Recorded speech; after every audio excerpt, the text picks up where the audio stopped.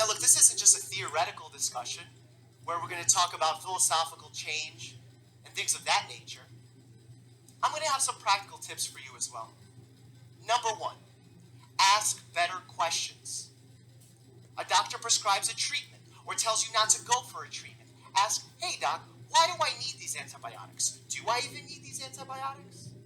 When an IKA expert claims there's a miracle cure for whatever ails you, ask, how is it possible that there are millions of doctors across the world whose sole mission, and it's the same mission, to eradicate disease and restore optimal health, don't agree with them?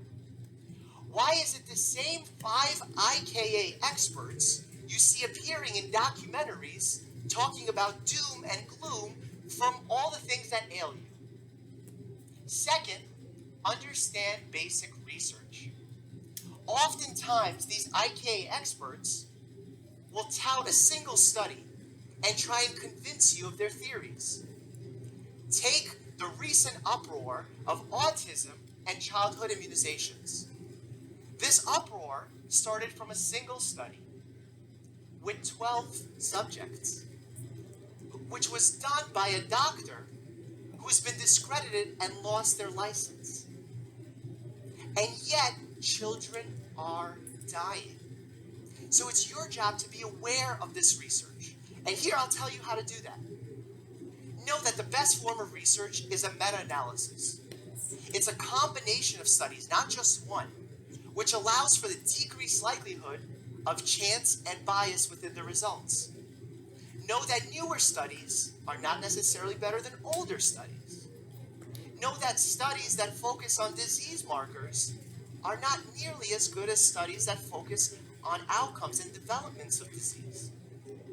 And no matter what media tells you is a breakthrough, there is no single study that will influence the field of medicine enough to change the standard of care. It can guide us. It can put itself into the context of the entire body of evidence to allow us to figure out what the true results are and what they mean.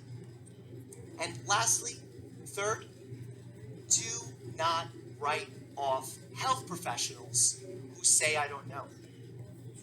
Instead, what you should infer is that this doctor is self-aware. This doctor acknowledges scientific limitations. And most importantly, this doctor is not interested in slimming your wallet. Let's move away from the era of juice cleanses and move to an era we judge doctors not by the answers, but by the quality of their questions. Do not be afraid to say, I don't know.